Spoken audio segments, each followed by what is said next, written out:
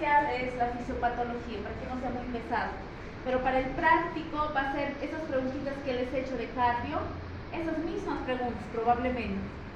Al final, la siguiente semana vamos a revisar. Voy a dar hasta el otro jueves de la próxima semana para que todos suban sus tareas, si es que no lo han subido hasta ahora, ¿sí? Ahora, después de eso vamos a hacer la revisión para ver en qué se han equivocado, qué han investigado, qué han colocado en los parámetros, que muchos han colocado diferentes, no es igual, y tampoco está mal, ¿no? Entonces, mucho depende del criterio de ustedes cómo resuelven esos ejercicios, ¿listo? Presten mucha atención, los dos temas del respiratorio son muy importantes, edema y tromboembolismo. Es bastante frecuente, ustedes se van a encontrar con ello. Aquí vamos a ver la parte más fisiopatológica, pero vamos a hacer siempre una comparación. ¿Cómo les puede llegar a ustedes en emergencia, ¿no? ¿Cómo puedo reconocer? Hasta ahora estamos viendo patologías respiratorias y en toda patología respiratoria tal vez hay una manifestación que tienen casi todas. ¿Cuál sería? Disnea.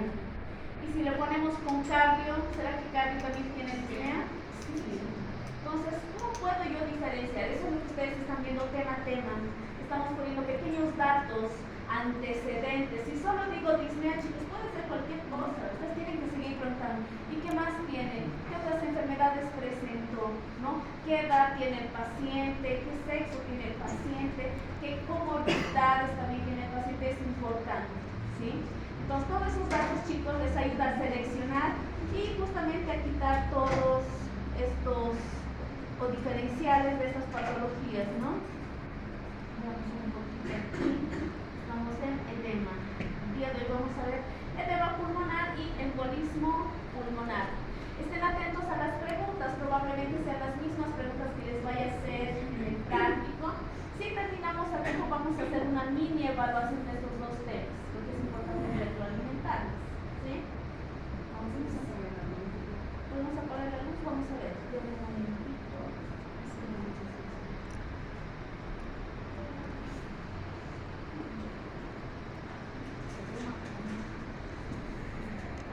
Muy bien, ¿podemos apagar la luz? Sí. ¿Sí? Los de atrás ahí no se están durmiendo.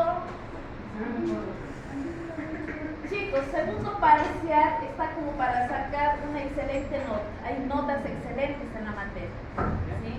En la materia, en el primer parcial, que es sobre 35, hay notas excelentes, hay notas de 31, si no me equivoco. Hay notas de 29 y está muy bien, ¿sí? En el segundo parcial también está para sacar una buena nota. Recuerden que siempre nosotros retroalimentamos aquí. Miren, ahorita estamos viendo un poco de cardio, otra vez disnea, otra vez, ¿no? Entonces, presten mucha atención siempre a todo lo que les menciono, les pregunto. Y otro, las diapositivas se basan en el libro, chicos. Si ustedes han revisado el libro, no tiene diagnóstico y tratamiento en algunos. Y aquí siempre les pongo así, en grandes grupos, no pongo en detalle tampoco, porque el objetivo es la fisiopatología, ¿no? Aquí tenemos un tema muy interesante que es el edema pulmonar. No es lo mismo decir edema pulmonar que edema pulmonar agudo o edema agudo de pulmón, ¿no? Cuando ustedes escuchan edema agudo de pulmón, sí o sí te está hablando de una emergencia, te está hablando en el servicio de emergencia del hospital. En cambio, si hablamos de edema pulmonar, nos dice un edema, tal vez sea crónico, sea agudo, nos va a contar todo eso.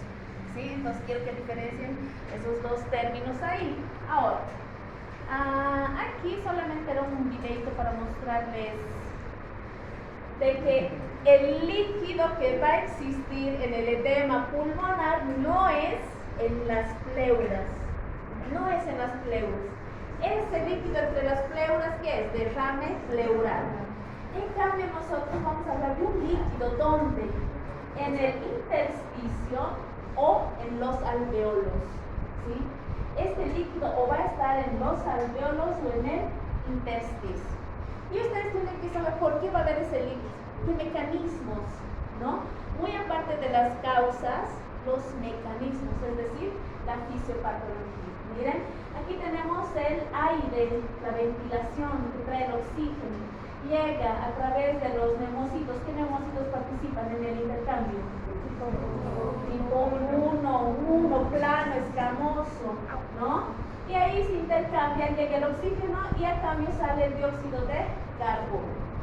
Si este neumocito tipo 1 está planito, delgado, imaginen que algo líquido estuviera entre ellos. El oxígeno no puede ingresar y el dióxido tampoco podrá salir, ¿no? Eso es justamente lo que vamos a hablar el día de hoy. ¿Qué mecanismos hacen eso? Que eviten que exista un buen intercambio gaseoso, ¿no?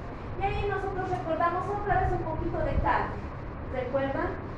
¿Cuál de las insuficiencias, izquierda o derecha, es el que causaba una congestión sistémica? Mucho edema, derecho. ¿Y cuál era la insuficiencia que causaba una congestión pulmonar? Izquierda. ¿Sí?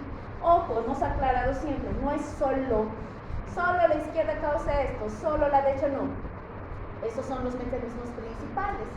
No significa que una izquierda no se vaya a complicar con una sistémica, porque afecta al derecho, ¿sí? Recuerden que no es solo, ¿sí?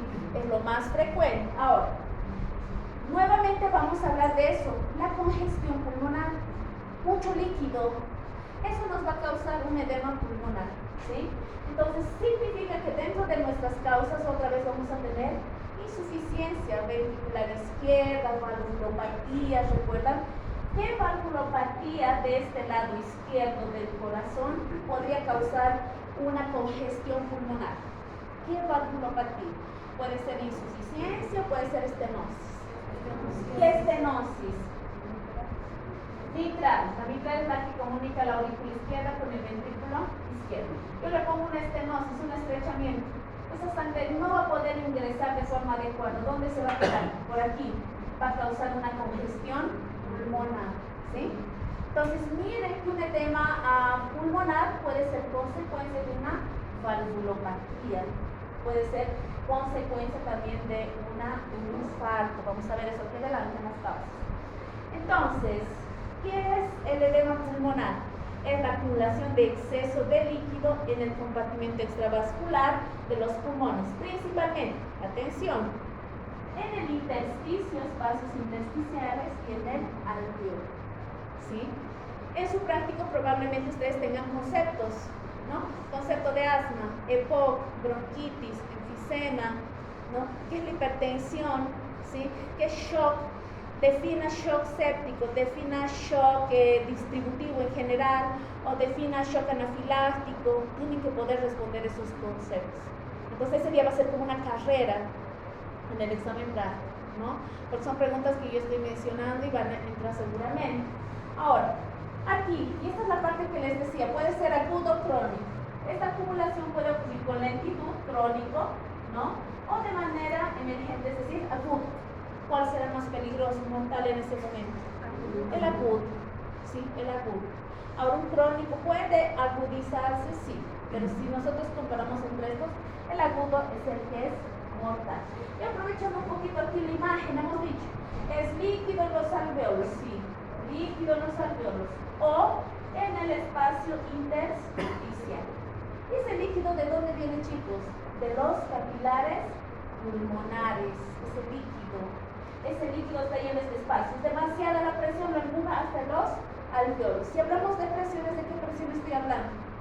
Si hablamos dentro del vaso. ¿La presión? ¿Cuál es la presión que quiere sacar líquido de un compartimento? Quiere sacar hidrostática. ¿Cuál es la presión que dice ya vamos a retener líquido? Coloidosmótico, también llamada oncótica, ¿sí? ¿Y de qué depende esa presión oncótica? De las proteínas. Si hay muchas proteínas, hay mucho líquido. Si hay menos proteínas, hay menos líquido, ¿no? Entonces recuerden esa situación que tiene mucho que ver aquí. ¿Qué más? Entonces vean, seguramente en el mecanismo fisiopatológico vamos a hablar de eso, de que el líquido se irá de los capilares al intersticio y del intersticio a los alveolos. Si el líquido está aquí, chicos, ¿por dónde va a ingresar el oxígeno? Va a chocar con el agua, no va a poder intercambiar y va a ser un problema grande, ¿no? Ahí están los tres mecanismos. Y esa es pregunta de examen, siempre. Práctico, teórico, siempre ha habido esa pregunta. en el práctico puede ser, expliquen por qué la alteración en la presión hidrostática capilar pulmonar puede causar un edema, ¿no? Ahí ustedes que tendrían que responder, el aumento o la disminución, ¿no? ¿Y qué características serían estas? ¿Sí? Entonces ahí, si hay mucha presión hidrostática, que hemos dicho de la presión hidrostática, que quiere sacar líquido, ¿sí? Esto lo estoy explicando para que me entiendan, no es que realmente es el concepto ese, ¿no? Entonces, si yo tengo mucha presión hidrostática capilar pulmonar, ¿qué va a hacer? El líquido va a salir. ¿Qué situaciones pueden ocasionar eso? Y ahí van las preguntas, ¿no? Una disfunción ventricular izquierda, recuerdan, hemos dicho eso, puede ser aguda, puede ser crónica. Uno, la obstrucción de la salida auricular izquierda, ¿sí? Hemos hablado justamente de que estenosis mitral, ustedes lo han mencionado porque han analizado mucho la estenosis y todo eso, causa justamente esa situación. Otro, sobrecarga de volumen intravascular, las insuficientes, corazón insuficiente prácticamente ya no bombea sangre. Ahora, ahí está la pregunta, ¿por qué una alteración de la presión osmótica o oncótica puede ocasionar un edema pulmonar? La presión osmótica para causar un edema pulmonar deberá estar aumentada o disminuida. Hay que pensar, a ver, estamos aquí, estamos en los capilares, ahorita todos nosotros estamos normales, nuestra albúmina, que es la principal, ¿verdad?, de la sangre, está normal. Una concentración normal de albúmina, concentración normal de sangre, líquidos. Muy bien. ¿Qué pasa si yo pierdo mis albúminas? Tal vez tengo un problema hepático, ya no tengo albúminas, tengo poquita sangre, poca presión. La sangre no va a querer quedarse en este compartimento porque hay pocas proteínas. ¿Y qué va a hacer? Va a ser mucho más fácil extravasar, ¿sí? Entonces, una disminución en la presión oncótica puede generar un edema pulmonar. Recuerden, estos mecanismos no son exclusivos, muchas veces ya se van acompañando todos, una secuencia, ¿no? Y aquí justamente vean poca concentración de albúmina. ¿Y en qué situaciones? ¿Dónde se sintetiza la albúmina? En el hígado. Y si yo tengo una falla hepática, ¿sí?, puedo tener poca concentración de albúmina, poca concentración de presiones y lo que puede generar un edema, ¿sí? Este edema pulmonar será crónico, será agudo, dependerá de la falla hepática. Si la falla hepática es crónica, poca albúmina, seguramente este edema va a ir cronificándose lentamente, ¿no? Por eso decíamos, no todos los edemas pulmonares son agudos, los agudos son los que los vemos en emergencia y causan la muerte, ¿no? Otro también, chicos, el síndrome nefrótico. ¿Por qué? ¿Saben algo sobre el síndrome nefrótico y las proteínas? Sí, ¿Cuál es el gran problema del síndrome nefrótico? Hay una permeabilidad, y esa permeabilidad a nivel de los glomérulos deja escapar a la albúmina, ¿sí? Y esa albúmina no debería escaparse en la orina, pero se escapa y se pierde, se está perdiendo por un problema de permeabilidad glomerular. Entonces ya no tengo proteínas, otra vez voy a disminuir la presión oncótica, ¿no? Y voy a generar un edema. Vean eso. Ahora, otro, la disminución de la presión intersticial, ¿sí? No solamente hablamos de la presión oncótica ni de la hidrostática, sino también de la presión intersticial. ¿Qué pasa en la presión intersticial? Disminuye, por lo tanto ahí la hidrostática gana y otra vez ocasiona el edema, ¿no? Y ahí en este caso, miren, puede ser en respuesta a un laringoespasmo, ¿no? Cuando existen estos esfuerzos inspiratorios máximos o estos laringoespasmos post-extubación, cuando le quitamos el tubo, ¿sí?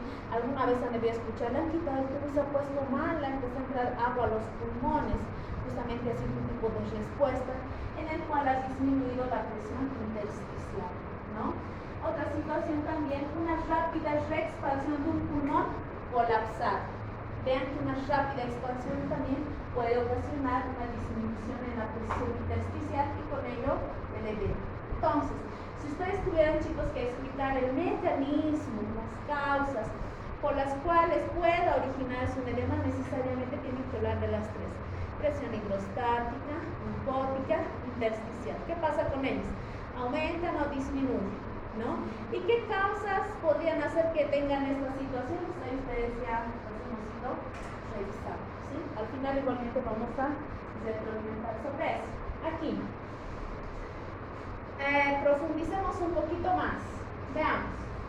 Ahora, ¿qué situaciones pueden hacer que este endotelio se vuelva permeable? Sí, permeable. Ya no estamos hablando de una presión así hidrostática, estamos diciendo cuando este capilar que está todo cerrado se va a volver permeable y este líquido va a extravasar hacia ese espacio intersticial, ¿no? Uno, en las enfermedades infecciosas. Vean aquí, tenemos una neumonía, bacteremias, ¿sí? Septicemia, sepsis. ¿Recuerdan la sepsis? Una respuesta exagerada ante un agente infeccioso. Empezaban ahí todos los procesos proinflamatorios, procoagulantes inflamatorios, inflamación, vasodilatación. Entonces son situaciones que pueden originar esa permeabilidad de los capilares. ¿Qué más? Algunos tipos de traumatismo, ¿no? Con hipotensión, ahí puede haber shock pulmonar, ¿no? Pancreatitis. Y un tema que les había mencionado antes, la coagulación intravascular diseminada. ¿Qué es lo que evitaba que nuestra sangre se coagule? Los factores anticoagulantes, ¿no? Porque en la sepsis, en el shock séptico, se activan los factores procoagulantes que no deberían activarse y desencadena todo eso, ¿sí? Otro, permeabilidad. ¿Ahora de quién? De los alveolos, ya no del capilar, ahora vamos a los alveolos. En esta situación, miren, la clase anterior habíamos hablado un poquito también sobre esto, y era justamente, miren, la aspiración de contenidos gástricos. ¿Qué pasa cuando una persona tiene una regurgitación, reflujo? Esto lo puede microaspirar, ¿no? Y empezaba la tos y estas microaspiraciones iban ¿a dónde? A la parte pulmonar y causaban lesión y así, ¿no? Y aquí también, ¿sí? Al ingresar estos agentes gástricos ácidos, pueden hacer que estos alveolos, ¿sí? Puedan llegar a ser más permeables. Ciertas toxinas, ¿no? Oxígeno, fosfógenos, cloro, el humo, ¿sí? También pueden hacer que exista ese aumento en la permeabilidad de los alveolos. Y también lo que es el ahogamiento incompleto, ¿no? Es decir, cuando las personas se van ahogando, va a generar una permeabilidad de los alveolos que llenan de agua bastante, ¿no? Otra situación, una disminución del aclaramiento linfático. Todo este líquido que puede llegar a existir de forma crónica puede ser drenado por la parte linfática. Si es crónico, la parte linfática, chicos, se adecua, ¿sí? Ahora, si fuera agudo, la parte linfática con tanta agua no puede hacer nada. Entonces, aquí, por ejemplo, miren, cuando existe una obstrucción de los linfáticos intrapulmonares, ¿no? Cuando un tipo de tumor o masa puede comprimir, obstruir a estos capilares linfáticos que están drenando, ¿no? O cuando son lesionados por alguna cirugía, traumatismos, radioterapia o procesos inflamatorios. Entonces, nuestro sistema linfático que va drenando todo esto también importa en estos procesos de edema, ¿sí? Y finalmente algunos como neurogénicos asociados a la gran altitud, ¿no? Como la paz, por ejemplo, sobredosis de narcóticos y los tocolíticos asociados también pueden generar estos mecanismos de edema pulmonar. Entonces vean que tienen bastantes ejemplos y mecanismos para poder llevar todo esto. Y ahí está mostrando todo lo que hemos mencionado, ¿no? Retroalimentando un poco. Entonces, ¿cuáles serían los mecanismos por los cuales podría originarse un edema pulmonar?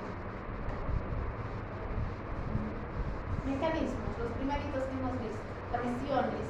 Aumento de la presión hidrostática. Aumento de la presión hidrostática, muy bien. Disminución de la presión Disminución de la presión oncótica. Disminución de la presión linfática. Muy bien. Y disminución de la presión intersticial.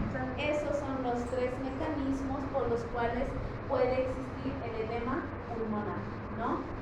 Menciónenme dos situaciones o dos causas que puedan ocasionar una permeabilidad de los capilares pulmonares. Se vasodilata y se van a salir infecciones, neumonía, septicemia, un shock séptico, ¿sí? Muy bien. Dos situaciones que puedan causar una permeabilidad de los alvéolos. El reflujo gástrico, muy bien. Otro. Puede hacer que esos alvéolos se separen. Algunas toxinas, sustancias, humo, fosfógenos, todo eso, ¿no? Muy bien. ¿Qué nos muestra eso? Miren. La primera imagen dice un aumento de la presión hidrostática, todo el líquido se sale. Otro, la presión coloidosmótica, ¿cómo debería estar? Disminuida. El líquido muy poquito se queda aquí, por lo tanto va a ser más fácil que extravase hacia este espacio.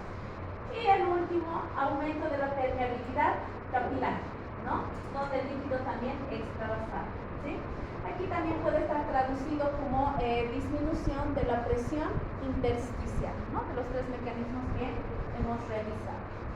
Ahí estamos viendo, ¿sí? Aquí, por ejemplo, ¿qué nos está hablando? La presión telediastólica del ventrículo izquierdo, por ejemplo, cuando hablamos de esto, hemos hablado de una de las causas, el infarto o cardiopatías, ¿no? Del lado izquierdo, ¿qué hace? Aumenta la presión capilar pulmonar. ¿Recuerdan? Estos capilares están con mucha presión. ¿Qué presión estaríamos de cierta forma aumentando? La presión hidrostática, porque hay mucha sangre que no puede ingresar al corazón. Entonces, ¿qué hace? Extravasa. Primero, ¿hacia dónde va a extravasar? Hacia el espacio intersticial. Y de este va a estar demasiado y ahora recién va hacia la parte alveolar. No se olviden de eso, ¿no?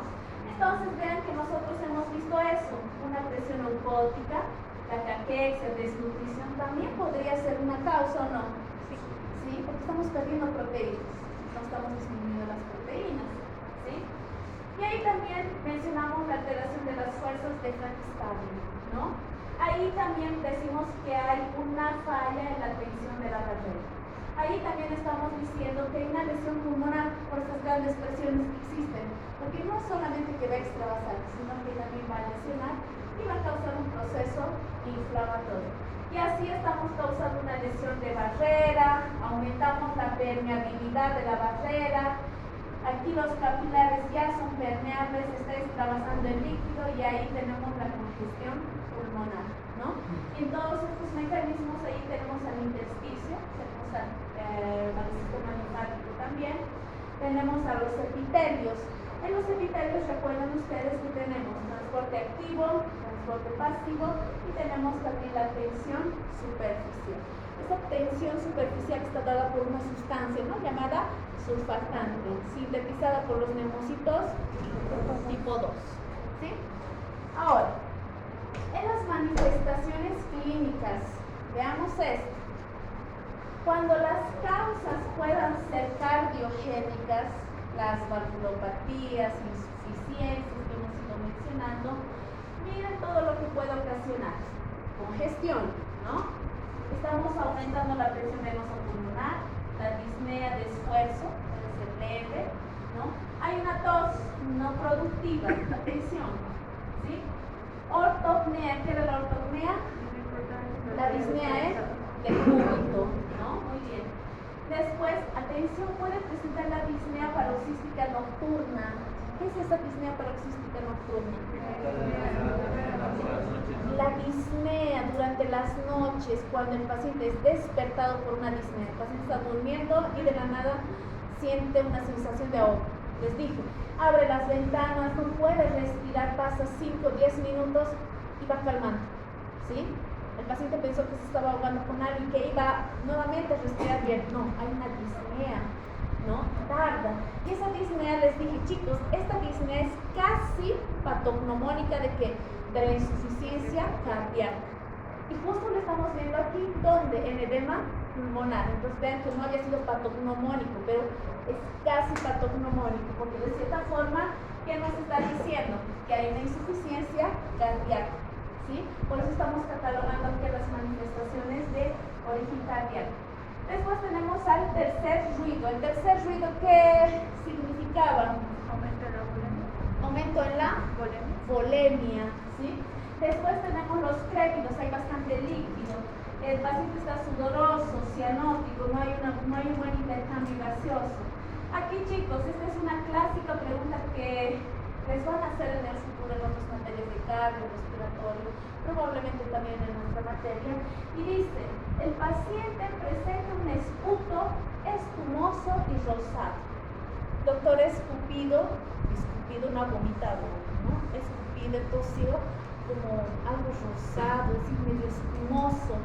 ¿Qué creen que significa? Resultado, ¿de dónde es esta manifestación? De lo que hemos mencionado en la fisiopatología. Un esputo. Espumoso, ya, el dato que les va a importar más, rosado. Falla, ¿qué se deberá? ¿Por qué creen que hay eso?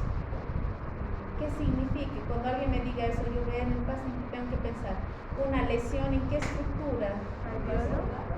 En los capilares pulmonares. Ya están extravasados, ya están lesionados, ya se está fugando sangre, tanto que ya se está eliminando por la vía respiratoria, ¿no? Entonces, si ustedes escuchan en alguna materia o patología en sus casos clínicos futuros, un esputo espumoso y rosado. Ya, esto es por congestión, debe ser un edema pulmonar. ¿Cuál será la causa? Seguramente en los datos me va a decir que es un paciente con una cardiopatía, ha tenido un infarto, ahora ya está acusando tal vez una insuficiencia y está haciendo un edema pulmonar o simplemente un edema pulmonar, ¿no? El rumbo sibilancia también que puede existir y ahí tenemos otra manifestación que es el reflujo hepatopiular por la gran congestión sistémica. Ahora, dentro de las manifestaciones no cardiogénicas que pueden existir, el paciente tendría disnea, apnea, hipoxemia, hipercapnia. ¿Sí? ¿Por qué tiene hipercapnia y por qué tiene hipoxemia? ¿Qué relación tiene con nuestro tema? Edema pulmonar. No hay buen intercambio gaseoso. No hay un intercambio. Ni entra oxígeno, ni sale dióxido. Se está acumulando dióxido, hipercapnia. ¿Y esto a qué desequilibrio hidroelectrolítico nos llevaría? O ácido básico. Acidosis respiratoria. Una acidosis respiratoria. ¿Sí? Muy bien. Ahora, estos pacientes en conjunto van a presentar signos de hipoperfusión, ¿no? Va a estar con hipotensión, va a presentar frialdad, porque no hay perfusión, está llegando sangrecita hasta aquí, en los órganos periféricos, cianosis, ¿sí? Somnolencia o mutilación. Ese es tal vez uno de los peores parámetros, ¿no? El paciente está como que dormido, le pellizco, abre los ojos, ¿sí? Y otra vez va cayendo su nivel de conciencia. Y puede llegar a una oligoanuria, ¿no? ¿Qué significa? Que la sangre no está bien perfumada, ¿sí? Ahora, una de las características que van a encontrar en un edema pulmonar, así en general, ¿sí? Es disnea, tos, hipoxemia.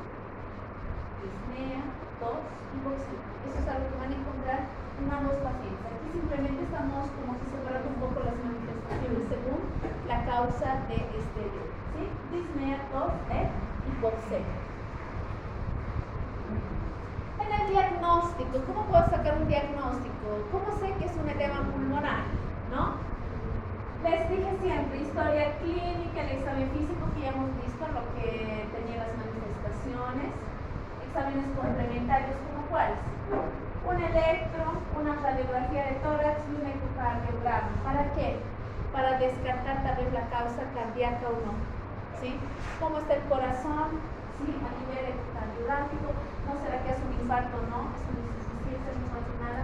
Y en el tórax, ¿cómo puedo encontrar una radiografía de tórax si yo tengo líquido en los alveolos?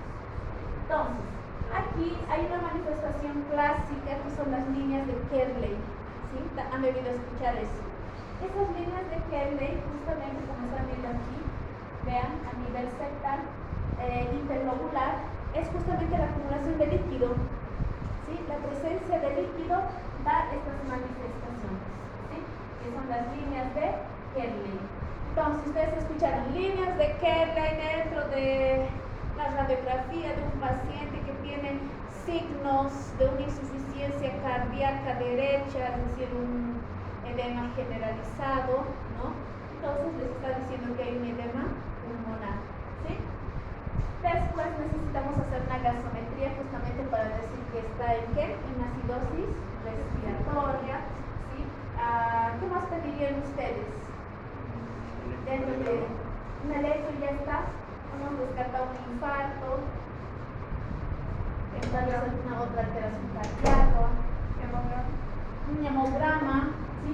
En el hemograma justamente, ¿qué buscarían ustedes? La albúmina. La albúmina la vamos a pedir aparte, que viene muy aparte, ¿no? Y ahí la albúmina estaría disminuida, muy bien, estamos sabiendo que están perdiendo las albúminas.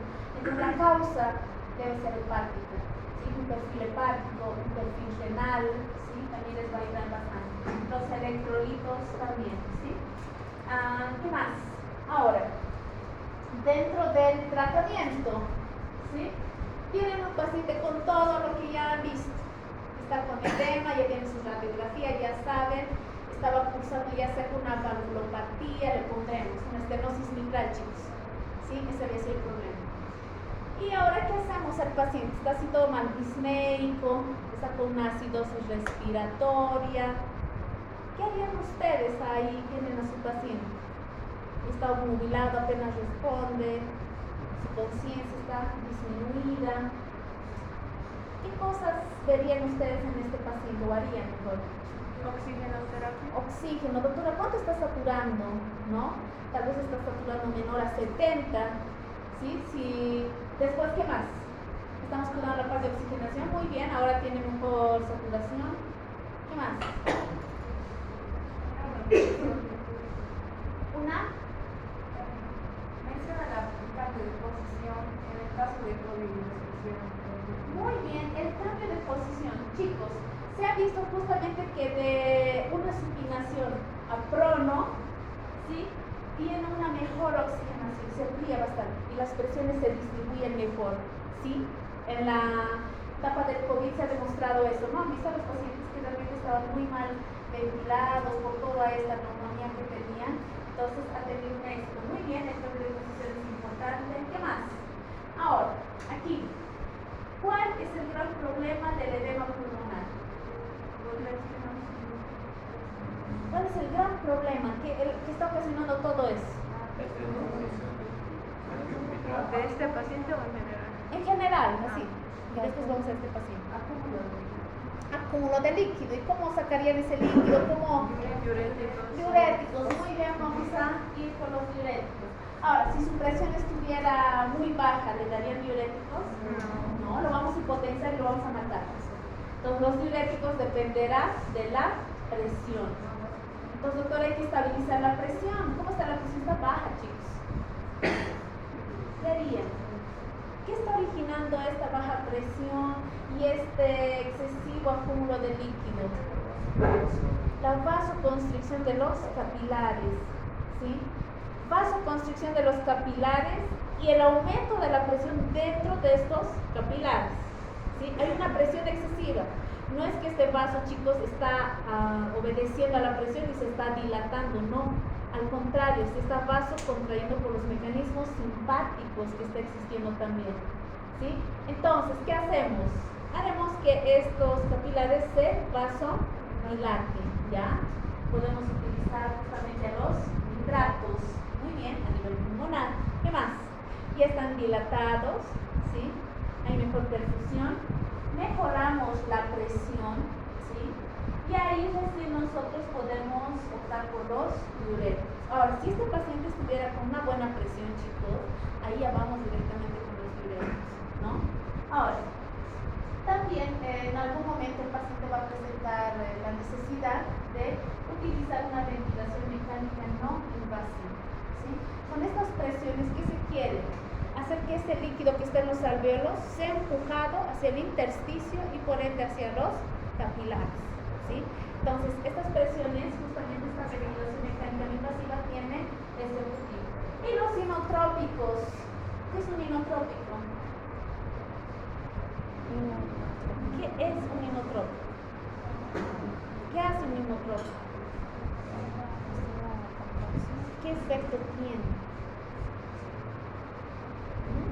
Más contracción. Son contracciones. Aumenta la contractilidad, la fuerza de contractilidad del corazón. O sea, ¿cuándo usaría este inotrópico? Cuando estuviera en una insuficiencia cardíaca. Dice que el corazón como bomba estaría así. Nos dan un inotrópico, va a tener una mejor eyección. Ya está sacando el líquido excesivo con los diuréticos, tienes una mayor perfusión con los vasodilatadores. Entonces este paciente ya va a llevar un buen pronóstico, ¿no? Entonces tenemos justamente eso. Y chicos, aquí justamente en el caso anterior decía, el paciente está con una estenosis mitral. ¿Qué hacemos? Ahora ya hemos estabilizado al paciente, ¿ahora qué hacemos? Tratemos la estenosis mitral. ¿Sí? Hay que tratar la causa. ¿Sí? Lo primero que nosotros tenemos que hacer es estabilizar al paciente y ahí tratar la causa. Porque si vamos directamente a tratar la causa o buscar la causa, nos vamos a perder ahí en el tiempo y nos vamos a olvidar de estabilizar al paciente y el paciente va a fallecer. Nos lo estabilizamos, ya está mejor hemodinámicamente, sí.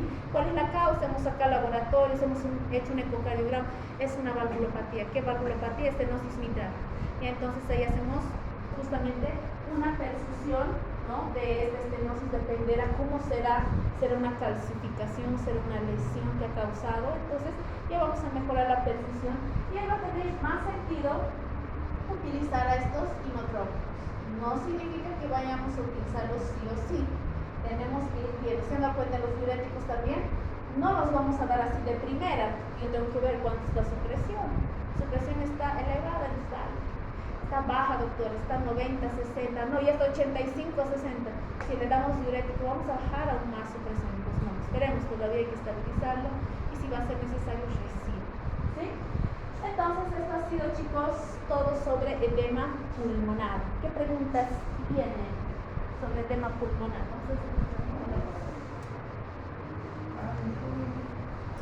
Preguntas. Entonces, ¿qué preguntas creen que ustedes tendrían sobre edema pulmonar? A ver, si estuvieran en un práctico, chicos, háganse 20 preguntas de edema pulmonar. ¿Cuál sería la primera pregunta que se haría? Causas. Concepto. Manifestaciones. ¿Qué más? Son 20 preguntas, ya vamos con 3. La fisiopatología, ya. ¿Qué más? Tratamiento, ya. No hemos necesitado mencionar fármacos exactos, sino todo un esquema. ¿Qué más? Diagnóstico. La diferencia. ¿Qué diferencia hay entre edema y derrame? Muy bien, para no confundirnos. ¿Sí? ¿Qué más? Ya tenemos ahí 7 preguntas, son 20 que tienen que hacer. Manifestaciones clínicas. Manifestaciones, ya está. Aquí su colega. Mencione manifestaciones de origen cardiogénico. Mencione manifestaciones de origen no cardiogénico. Ya tengo 9. Son 20, me faltan 11 más. Para hacerse 20 preguntas, chicos, tienes que saber del tema, ¿se han dado cuenta? Hay una pregunta así bien sencillita de todo lo que hemos visto. ¿Qué otra pregunta más se haría? Estudios y laboratorios. ¿Qué sería el diagnóstico de cierta forma? Ya. Seguimos en 9. Ahora, preguntas específicas que se harían. Porque esas preguntas que ustedes han mencionado al principio son todas de desarrollo. ¿Qué pasa con las presiones oncóticas y hemostáticas? Muy bien, ¿qué pasa con la presión oncótica en un edema pulmonar? O, ¿qué relación tiene la presión oncótica en un edema pulmonar? Muy bien, son 10 preguntas. Faltan 10. Suficiente. No, son 20 las que tienen que encontrar. ¿Qué otra pregunta se van a hacer? Ese día no van a estar con libros, no van a estar con celulares, solo van a ser ustedes y su cerebro ahí. ¿Qué otra pregunta me hago? A ver, de lo que hemos visto. Ha habido una pregunta específica, la última. Háganse más preguntas específicas. La radiografía de tórax internas es encontrable. ¿Qué hallazgos puede encontrar en la radiografía de tórax? ¿Qué responderían ahí? Las líneas de Keller que representan esa congestión, ese edema. Muy bien. ¿Qué más? Ya tienen 11 preguntas. Ojo que ustedes están eligiendo las preguntas, ¿no? Han dicho manifestaciones, diagnóstico. ¿Te vas a acordar de todo? ¿Se van a acordar de todo? No. Sí, chicos, se van a acordar. Empieza a anotar pues. ¿Qué más? A ver. Yo puedo darles esa opción, ¿o no? Pues mejor que yo les dé las preguntas.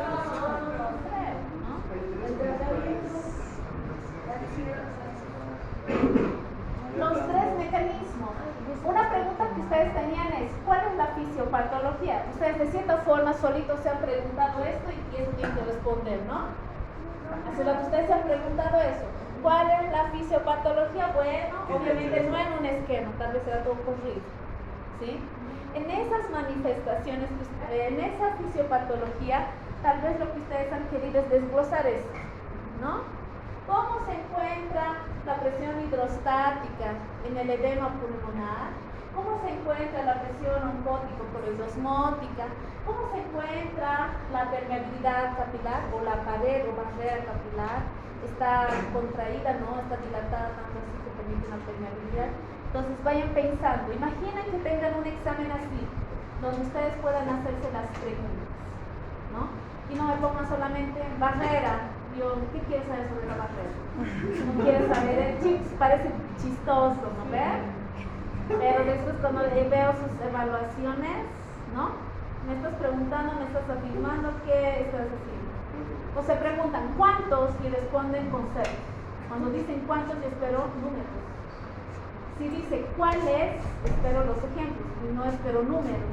¿Se dan cuenta, verdad? Elaborar preguntas no es tan sencillo, tienes que conocer el tema. ¿Sí? Entonces, prepárense para ese tipo de evaluaciones. Chicos, 5 minutitos de receso, 6 minutos y continuamos con tromboembolismo. ¿Sí? No, Ok, ahí está tu negro ya. No piensa arriesgarme. un poquito más. Embolismo pulmonar. Embolismo.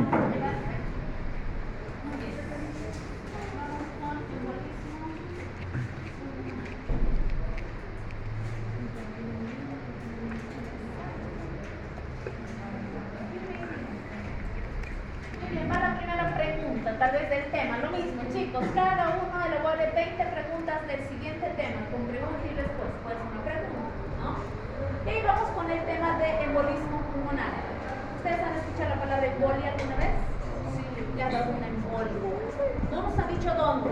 Y muchos cuando escuchan le ha dado una embolia, ¿en qué parte del cuerpo piensan? Unos en el pulmón, otros en el cerebro, otros en el pulmón, ¿no? En el corazón también, que ya llegaría a ser un infarto, ¿no? Ahora, ¿qué diferencia hay entre trombo y émbolo? El trombo es algo que solo lo obstruye y émbolo ya es cuando se encuentra circulando. ¿Ya? ¿Otro concepto? ¿Está correcto? El trombo es un coágulo pegado a la pared de un vaso. Y el émbolo es el coágulo desprendido de la pared que circula, como decía su colega. ¿Sí? Y si decimos embolismo pulmonar, ya sabemos dónde se va a obstruir, a nivel del pulmón. ¿Sí? Ahora, dentro del embolismo nosotros necesitamos hablar de algo más grande, que es la enfermedad tromboembólica venosa. Enfermedad tromboembólica venosa. ¿Sí? Esto justamente engloba varias enfermedades, como es la trombosis venosa profunda, tromboembolismo pulmonar, ¿sí? Que es el TEP, que comparten los mismos factores predisponentes. ¿Qué significa? Que dentro de los antecedentes de una persona con embolismo pulmonar o algún otro tipo de embolismo, haya tenido que tener una trombosis venosa profunda en las venas. Y generalmente todos miran y es aquí en las extremidades. ¿Sí? Estas trombosis pueden estar siendo formadas aquí en las extremidades. ¿Qué acontece? Se desprenden, migran y van a obstruir donde pueden. Puede ser a nivel de los pulmones, puede ser a nivel del cerebro. ¿Sí? Veamos un poco más sobre eso. Entonces, en la etiología, si ustedes observan, miren, el 95% de las causas de los embolismos vienen de las venas profundas de las extremidades inferiores. Venas profundas, no de las superficiales. ¿Sí? Y también puede originar originarse en las extremidades superiores o en el lado derecho del corazón. También, los exclusivos, pero hemos visto que la mayor parte de las extremidades inferiores. ¿Sí? Ahora, ¿qué significa esto? Que vamos a hablar de una tríada que tal vez ya han visto en semiología, que es la tríada de Virchow. ¿Sí? ¿Han visto esta tríada? No. Veamos un poquito. Esta tríada de Virchow, hemos visto nosotros una tríada que es la tríada de Becker. ¿No? No puedes pasar. Si no paga también por favor. ¿Sí? Ya pasó Antonio atrás, ¿ya? Y hemos visto uno que era la tríada de Becker. A ver, para recordar. Tríada de Becker, ¿cómo era formada? Tríada de Becker. ¿En qué tema lo hemos visto?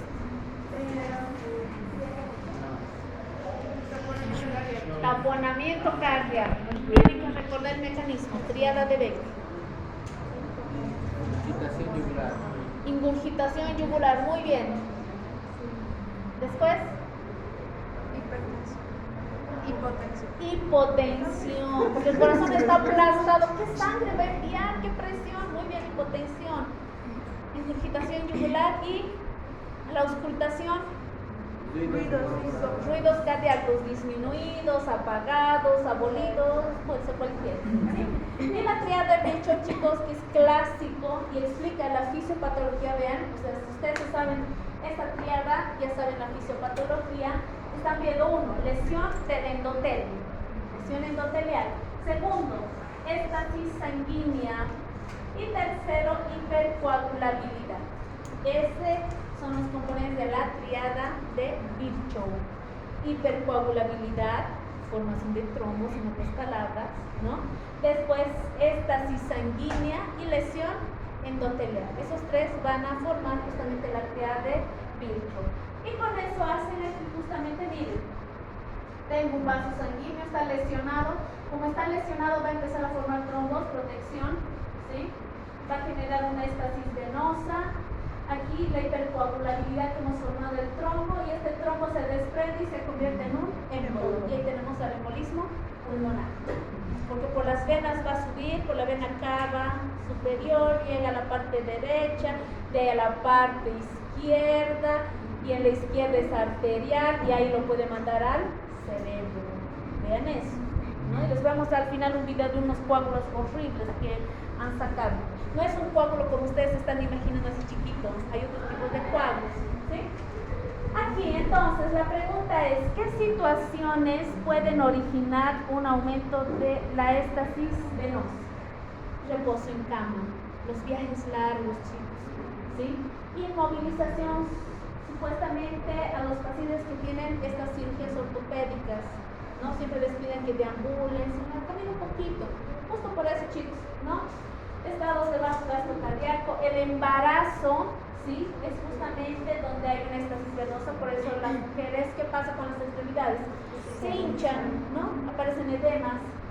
La obesidad, la hiperviscosidad, daño vascular local y las trombosis previas que hayan tenido, catéteres venosos también pueden originar una éstasis, ¿no? Que las personas utilizan bastante, y el aumento de la edad, es decir, mayor a 50 años.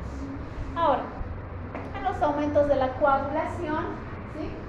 Lesión tisular, algunos anticuerpos, ¿sí? Enfermedades autoinmunitarias, como es el lupus, ¿no? El síndrome nefrótico, anticonceptivos también causan estados de hipercoagulabilidad. Y en el caso, por ejemplo, de la lesión endotelial, ¿sí? Vean, otra vez tenemos la colocación de catéter intravenoso, traumas, cirugías dentro de los últimos 3 meses, y atención, nuestra parte importante, la trombosis venosa profunda previa, ¿sí? Entonces, estos son los 3 mecanismos para explicar un embolismo pulmonar. Con esos 3 mecanismos estamos explicando la tríada de Virchow, ¿sí? Otros factores de riesgo, atención, esto puede estar en su examen y eso sí tienen que leerlo, ¿no? Enfermedad de Crohn, colitis ulcerativa. ¿Qué conocen de estas 2 enfermedades? Que son problemas gastrointestinales, y hay otra que es un problema más de tipo intestinal, ¿sí? Después la artritis reumatoidea, infecciones del tracto urinario, bacteremia, síndrome metabólico, tabaquismo, obesidad abdominal, insuficiencia cardíaca congestiva y la chicos, pueden cruzar con trombosis venosa. Vean eso, ¿no? Y algo importante, la inflamación sistémica regula los factores procoagulantes e inhibe la fibrinólisis. En otras palabras, estados de procoagulación. Estamos formando trombos. Nosotros también tenemos anticoagulantes, tenemos fibrinolíticos en nuestro sistema. No está funcionando, entonces estamos más predispuestos a formar estos trombos, ¿no? Ahí tenemos la formación de un trombo. ¿Qué características tiene un trombo venoso? Está formado por fibrina, eritrocitos, leucocitos y plaquetas. Todo eso va a constituir este trombo venoso, ¿no? Este es el que hemos visto en infarto agudo de miocardio, ¿recuerdan? Ahora, ¿cómo acontece eso antes de ir a la fisiopatología? Aquí está el trombo. Por alguna situación se desprende, llega, hemos dicho, al lado derecho del corazón, pasa ahora al lado izquierdo y el lado izquierdo es la parte arterial y ahí lo mandará donde pueda. Dependerá también del tamaño, ¿sí? Y un lugar donde va a ir justamente es a nivel pulmonar. Y a nivel pulmonar, atención, no es que va a llegar y se obstruye y listo, y todo el evento, no. Se acumula de a poquito, y forma coágulos más grandes. Les voy a mostrar la extracción justamente de uno de estos coágulos, ¿sí? Dentro de estas trombectomías. Ahora, aquí, por ejemplo, nosotros tenemos al embolismo pulmonar, ¿no? Ya está ahí justamente este émbolo. ¿Qué cambios va a ocasionar? Ahí vemos, va a haber los efectos neurohormonales y una obstrucción anatómica. ¿Qué va a pasar con las presiones? Hay una presión incrementada en la arteria pulmonar. Otra vez, si hay mucha presión en la arteria pulmonar, capilares pulmonares, ¿qué podríamos originar? Un edema pulmonar, ¿sí? De cierta forma. Va a aumentar también la poscardia, en este caso del ventrículo derecho, porque está llenándose el derecho, está mandando sangre oxigenada, pero hay una obstrucción. Ahí está la obstrucción. Entonces empiezan a incrementarse. ¿Qué tipo de congestión vamos a tener seguramente? Sistémica, porque está afectando al lado derecho. Toda la sangre que debería venir del retorno venoso no va a poder ingresar porque hay una obstrucción, ¿no? Y así, ¿qué va a ir pasando con este ventrículo derecho? Va a empezar a dilatarse y va a empezar a entrar en disfunción. Disminuir el gasto cardíaco del ventrículo derecho. Hay un desplazamiento del tabique interventricular. ¿Hacia dónde en este caso? Hacia el ventrículo izquierdo, porque el derecho está saturado. Y el ventrículo izquierdo, ¿por qué es importante? Porque manda la sangre oxigenada, es el que determina las presiones. Este paciente, ¿qué manifestaciones clínicas tendrá? Hipotensión, bajo gasto cardíaco, siempre estará pálido, ¿sí? Estará taquicárdico. Entonces ahí está disminuyendo el gasto cardíaco del ventrículo izquierdo, una disminución en la perfusión sistémica. ¿Cómo estará el llenado capilar? Alterado, ¿sí? Alterado, más de 3 segundos seguramente, ¿no? Y ahí seguimos con estos aumentos en las presiones del ventrículo derecho. Miren, incrementa más la tensión de este ventrículo derecho. Hay una demanda de oxígeno de este ventrículo que ya está entrando en disfunción, ¿no? Y disminuye también el aporte de oxígeno, ¿sí? Y ahí justamente vean todos estos eventos, ¿qué es lo que van a ocasionar? Isquemia, más disfunción, mayor afección a nivel del gasto cardíaco, mayor afección a nivel de la perfusión sistémica, y este paciente se va a traducir con hipotensión, ¿sí? Si el paciente está con hipotensión, en este caso la presión está baja, no está oxigenando, órganos centrales, recuerden, son prioridad siempre para el organismo, ¿no? Entonces, ¿dónde irían ustedes a tratar aquí? ¿Cuál es el problema? ¿Cuál es el problema aquí? La obstrucción. ¿Qué tenemos que hacer? Desobstruir necesariamente. Si la obstrucción es masiva, tenemos que hacer nuevamente una trombectomía, abrir y sacar. O si no, ¿qué utilizarían? Si es un coágulo ahí estancado. Más que estén, lo vamos a dejar salir. Vasodilatadores puede servir de cierta forma. ¿Qué más? Fibrinolíticos. Quiero degradar a estos coágulos. ¿Cuándo? Cuando el coágulo, ¿sí?, haya sido detectado a tiempo. ¿Qué pasaría si hay un coágulo de este tamaño, chicos? Que parece increíble, doctora, así de largo. Les vemos un video, muy interesante, ¿sí? No es el coagulito chiquitito que ustedes están imaginando, está listo, le sacamos, no. coagulabilidad, hipercoagulabilidad, factores procoagulantes, procoagulantes, es así, una cascada, ¿no? Entonces yo tengo que desobstruir todo eso para normalizar todo esto. Pero el paciente, chicos, ha estado con este embolismo. ¿Qué pasa después de las cirugías? Ya ha pasado justamente en una de las colegas que se ha operado sobre una hernia de disco, si no me equivoco. No le habían hecho vendaje de miembros inferiores, ¿sí? ¿Y qué hizo? Se complicó, estaba con disnea, estaba mal, ¿sí? Y había tenido un embolismo pulmonar, porque no se podía mover de cama, ¿no? Pues no habían hecho vendaje compresivo, entonces todo un problema. Miren eso. Entonces tenemos que hacer una prevención. Ahora, quiero que observen aquí las manifestaciones. ¿Cómo reconocemos un embolismo pulmonar? ¿No? En este caso, aquí dice, les digo dice porque no siempre es así. Cuando un paciente tiene una disnea súbita, repentina, aquí nos muestra un 73%, dice, tienes que pensar en qué, embolismo. En todo paciente que tenga factores de riesgo. Todo lo que hemos mencionado de la tríada de Virchow, que tenga estados de hipercoagulabilidad, ¿qué más? ¿Qué más constituye? Lesión endotelial, muy bien, ¿qué más? Hipercoagulabilidad. Éstasis sanguínea, ¿sí? Estados de hipercoagulabilidad, lesión endotelial y la éstasis sanguínea. Si cumple con toda esta investigación de ustedes, claro, seguramente va a tener más sentido. Dolor torácico, pleurítico. ¿Cómo es este pleurítico? Durante la inspiración, inspira y me duele, ¿sí? Flemoptisis, 13%, taquipnea, 54%. Y aquí tenemos los estados de síncope o cianosis, por la mala perfusión, por disminución del gasto cardíaco, ¿no? A nivel sistémico. Ahí justamente miren, cuando ustedes tienen este tipo de pacientes, rápidamente ellos van a llegar otra vez ¿a dónde? A nuestro servicio de emergencia, ¿sí? Este tromboembolismo pulmonar puede ser otra vez agudo, súbito, una disnea repentina, llega a la emergencia, porque estoy muy mal y está con síncope o mutilación tal vez, o puede llegar a ser crónico, de a poco los trombos se van acumulando, van disminuyendo la perfusión, ¿sí? Ahora, un antecedente importante es que el paciente tenga un antecedente de trombosis venosa profunda, las famosas varices.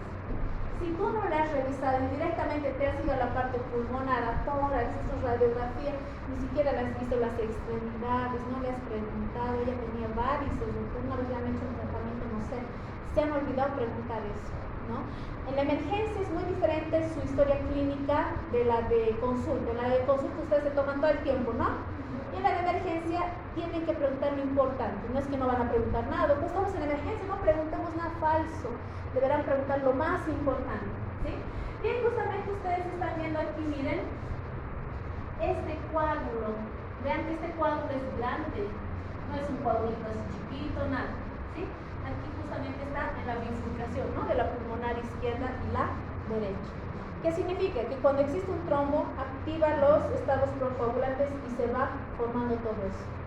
Eso así de fácil no es de sacar, ¿sí?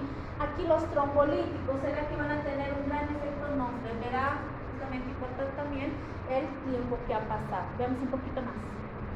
El dímero D, esta es pregunta de examen siempre, en todo lado, chicos. En pregrado, en la universidad, posgrado, también se sigue haciendo bastantes preguntas sobre el dímero D. Y ahí, por ejemplo, ¿qué es el dímero D? Es un producto de la degradación de la fibrina. ¿Qué significa? Todo lugar que haya fibrina está produciendo dímero D. O sea, no solo es el embolismo pulmonar, ¿sí? Es todo proceso que esté formando coágulos, trombos. Ahora, este dímero D nos va a servir para excluir si es embolismo pulmonar o no. Veamos. Yo le hago una muestra y encuentro dímero D. ¿Qué debo pensar? ¿Es embolismo pulmonar? No, pero me dice puede ser embolismo pulmonar. Piensa, o es otra patología. Ponte a pensar. Si el dímero D sale negativo, no hay dímero D.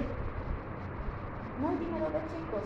Ahí puedo decir, no es embolismo. Ahí puedo descartar. Pero si hay dímero D, no me dice es embolismo. Me dice, puede ser embolismo, puede ser muchas cosas. Sigue investigando. pero no hay dímero D, no es embolismo. Ahora busca otra cosa, enfócate, no es esto, ¿sí? Para eso nos sirve justamente el dímero D, excluye el embolismo pulmonar, no te diagnostica. Una pregunta que se hace bastante es, ¿la presencia de dímero D diagnostica al embolismo pulmonar? Falso, no diagnostica, ¿sí? ¿Qué más? Y también vamos a pedir seguramente ciertos marcadores, ¿no?, cardíacos como los que hemos visto. ¿Para qué? Para descartar que sea un infarto agudo de miocardio, que también podría ser, ¿no?, por el cuadro. Ahora, en el diagnóstico, chicos, esto aquí, por ejemplo, en el electro, ¿qué es lo que van a encontrar? En las derivaciones, por ejemplo, 1, la onda S va a estar más deprimida, ¿sí? En la derivación 3, tanto la onda Q como la onda T va a estar deprimida, ¿sí? Supuestamente este hallazgo te dice es embolismo pulmonar, no siempre se encuentra, pero cuando se encuentra ustedes tienen una alta probabilidad de que pueda ser justamente un tromboembolismo pulmonar. El dímero D ya les había mencionado, nos ayuda a descartar un embolismo, no a diagnosticar, ¿sí? Donde mejor lo van a diagnosticar es en una angiotomografía, porque ahí miren, van a ver directamente al émbolo, ¿sí? En esa bifurcación que habíamos visto en la primera imagen, ¿no? Y en la radiografía, vean aquí, justamente por la colección de sangre, por la oligoemia, van a encontrar ciertos signos, ¿sí? Cuando ustedes vean, por ejemplo, las atelectasias también pueden ser unas manifestaciones que no son exclusivas. Las que sí son exclusivas podrían ser la joroba de Hampton, ¿no? También este signo de Westermann, la oligoemia y la ocultación vascular. Vean aquí, ya no hay más, ¿sí? Ustedes llegan a encontrar signo de Westermann, la joroba de Hampton, ahí tienen que pensar, este es un embolismo pulmonar, ¿sí? No siempre se lo encuentra, chicos, a veces las radiografías podrían estar normales, eso es lo que dificulta bastante el diagnóstico. El que sí te va a hacer diagnóstico, y tú estás con alta sospecha, ¿no?, es la angiotomografía, esa es la mejor para diagnosticar, pero para ello tienes que pasar por los más básicos, como siempre hablamos, ¿no? Ir descartando, no, yo tengo alta sospecha, mi paciente ha tenido cirugías previas, mi paciente ha tenido una trombosis anterior, entonces te pido una angiotomografía. Ya le has hecho los estudios, no encuentro nada claro, entonces una angiotomografía diagnostica realmente al tromboembolismo pulmonar. Y en el diagnóstico, ¿sí?, en su clase práctica siguiente van a tener una actividad sobre estos criterios.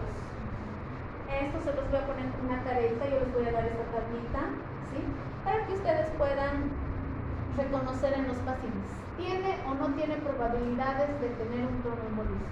¿No? Si ustedes observan aquí en estos criterios de Wells, ¿sí?, tomen en cuenta signos o síntomas de trombosis venosa profunda, les van poniendo puntajes y según a esto te va a catalogar. Tiene alta probabilidad, no tiene probabilidades, está baja, pero esto no excluye que no la tengas o no pienses como un tromboembolismo. Y es por eso que existe en este programa. Veamos aquí. Estamos sospechando de un embolismo pulmonar. ¿Tiene antecedentes? Sí, ¿no? Hemos explorado, aparentemente, estamos haciendo una oximetría, radiografía, electro, no es muy claro, sale todo normal. Y ahí vamos. Tiene una probabilidad clínica no elevada. Le hacemos dímero D. Pregunta, si nos sale un dímero D normal, no tiene embolismo, ¿sí? Negativo. Ahora, si tiene un dímero D, les dice que tiene alta probabilidad. No les dice, tiene embolismo, recuerden eso. Dímero D en altas concentraciones, ¿puede diagnosticar un embolismo? No. ¿Sí?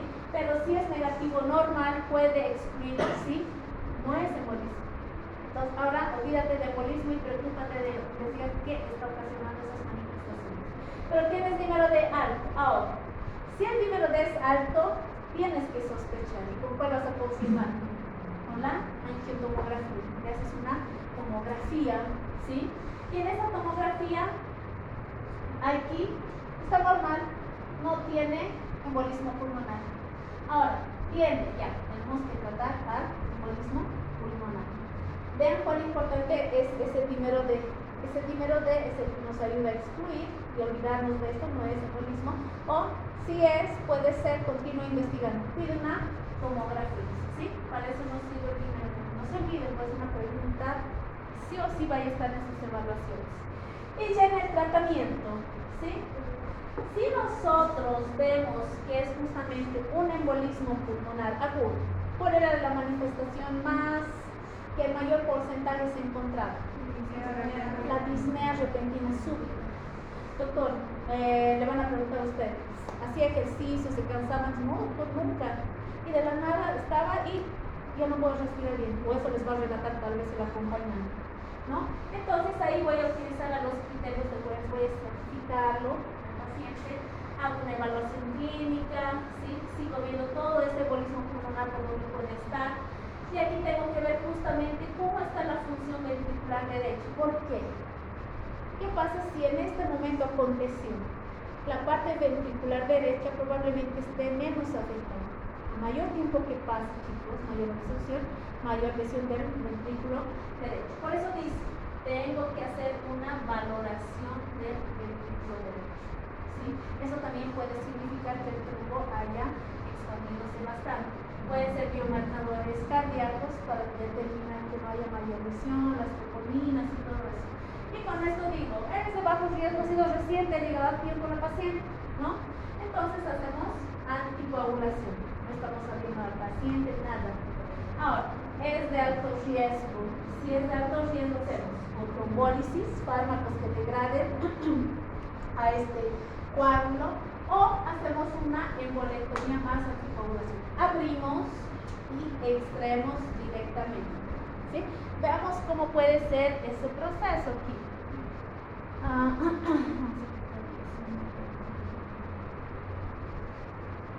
Ahí, miren. Ahí justamente es de la bifurcación de la arteria pulmonar. Van a ver cómo saca. Y parece una sustancia gelatinosa. Todo esto es el coágulo. Miren, está sacando. Parece como un, ¿cómo se dice? ¿Sí? No es un coágulo redondito, así chiquitito, no. ¿Listo? Y hay más todavía ahí. ¿Vean? ¿Sí? Ahí. Ahora, en este caso, este paciente, ¿ustedes creen que solo necesita anticoagulación? No.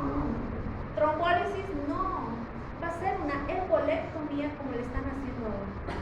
Y doctora, ¿cómo voy a saber si tengo que hacer todo eso? La tomografía, chicos. En la tomografía va a mostrar toda la magnitud, si es pequeño o no, miren, todo eso, ¿no?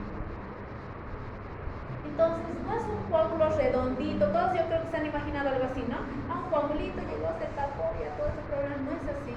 Puede ser así, es que no. Pero en la realidad es esto, porque los factores de procoagulación coagula, y sigue así, hasta que tú detengas, lo detectes a tu paciente, actúes rápido, ¿no? Si yo dejo pasar, porque ustedes saben cómo es la emergencia, ¿no? En los hospitales públicos, chicos. La emergencia, ¿qué es? Afuera estás esperando 4 horas. Te ingresan, estás esperando otras 4 horas hasta que te traten, ¿me entienden? Nuestro sistema de salud está mal. Estoy hablando en el público. En la privada es diferente. Tienes dinero, tienes esto, firma aquí, ya trátenlo. Es diferente, lastimosamente, ¿sí? Pero el tiempo justamente aquí es muy importante para evitar todo esto. Entonces vean cuán importante es el edema pulmonar, ¿sí? Por eso depende mucho del análisis. Para todos los pacientes no siempre es el mismo tratamiento. Depende del tiempo, de la magnitud, y tenemos que justamente estratificar los riesgos, ¿sí? ¿Y qué preguntas se harían ustedes de aquí, de embolismo pulmonar? 20 preguntas para irnos. ¿Ya? ¿Cómo está formada la triada de Virchow? A ver, recordando. Lesión del endotelio, éstasis sanguínea, hipercoagulabilidad. Muy bien, otra pregunta que sería. Lo que mencionó, lo de la respiración, lo de dificultad respiratoria aguda.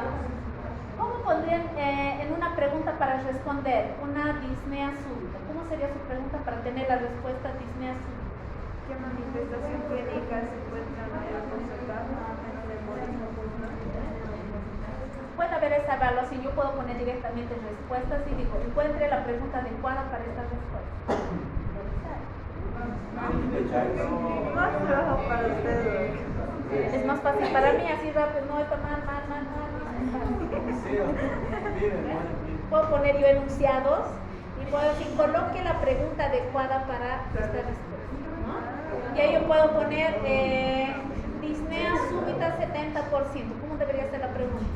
¿Qué manifestación clínica es más frecuente en un embolismo pulmonar? ¿Qué manifestación clínica es más frecuente en un embolismo pulmonar? Muy bien, ahí la disnea súbita 70%. Muy bien, responde al enunciado la respuesta. Otra pregunta que sería, o en general, ¿Para qué sirve el dímero D? ¿para qué sirve el dímero D? Esa es una pregunta compleja. ¿Qué estudio confirma el embolismo pulmonar? ¿O diagnostica? Diagnostica, muy bien. ¿Y qué responderían ahí? Una angiotomografía, muy bien. ¿Qué más? ¿Qué más preguntas? Eso. Ya, falso, verdadero. Puede haber un apartado, ¿no? El dímero D diagnostica el embolismo pulmonar. ¿Falso o verdadero? Falso. Justifica su respuesta.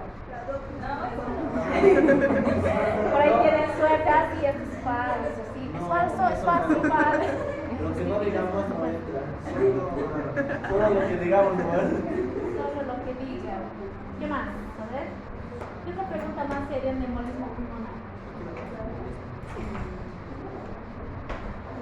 Yo les haría, mencione 5 cambios fisiopatológicos en un embolismo pulmonar. 5 cambios fisiopatológicos. ¿Qué pondría? Bajo gasto cardíaco, muy bien.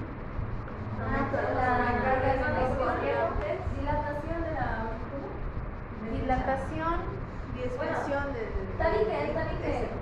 desviación del tabique interventricular, ya. Después, baja perfusión sistólica, ya, porque el ventrículo izquierdo no hay una buena eyección. ¿Qué más? Doctora, si hay aumento de presión en el ventrículo derecho, Eso. no habría insuficiencia también. Por eso tenemos esas manifestaciones que hemos visto, ¿no? Por ejemplo, ahí, esa parte es interesante para recordar, ¿no? Son manifestaciones muy parecidas a las de la insuficiencia cardíaca derecha. Y si ustedes conocen el tema, van a empezar a poner ahí edema interlunar, investigación popular, todo eso. ¿Está presente? Muy bien, ¿qué más? Un aumento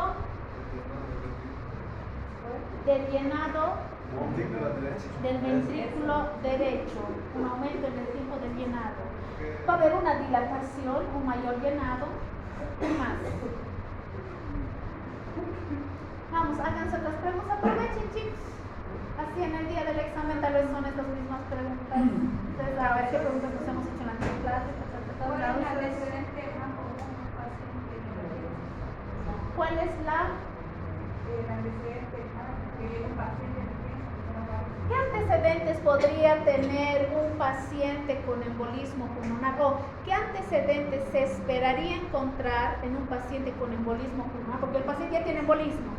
¿Y qué antecedentes podrías tú encontrar como antecedente de esta patología? Una trombosis venosa previa, el más grande, que es el mayor puntaje. ¿Qué más? Insuficiencia venosa. Que haya estado en reposo, que haya estado sometido a alguna cirugía anterior hace 3 meses. Muy bien, el embarazo, chicos. El embarazo, cuando hemos llevado biología con los que hemos llevado, recuerdan, es decir, el embarazo es algo maravilloso, pero lleva con ello varias partes donde existen riesgos. Y uno de ellos es que el embarazo cursa con estados de hipercoagulabilidad, con estasis sanguínea, ¿sí? Y puede haber también lesión endotelial, puede existir, ¿sí? Entonces, chicos, nos vemos la siguiente clase, repasen. Probablemente, no les voy a asegurar, ¿sí? Probablemente haya una evaluación de todo esto antes del práctico. ¿Cuánto es nuestro teórico, chicos? 24.